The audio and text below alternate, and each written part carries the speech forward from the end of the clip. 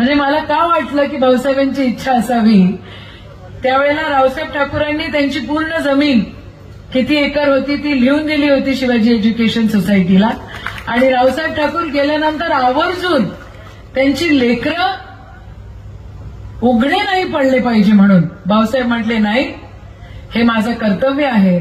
आणि भाऊसाहेबांमुळे आज या ठिकाणी मी इथे तुमच्या समोर एवढ्या धाडशीने बोलू शकते, कारण भाऊसाहेबांनी ते मोठं मन ठेवलं.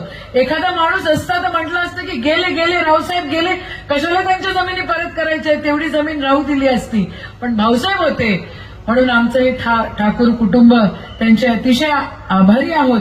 आणि शिवाजी एज्युकेशन सोसायटीच्या सदैव म्हणजे कणाकणामध्ये भाऊसाहेबांनी शिकवलेली आचारसंहिता आमच्या कणाकणामध्ये आहे, आणि ती आचारसंहिता आयुष्यभर आमच्यामध्ये राहील आणि आम्ही त्याचा प्रचार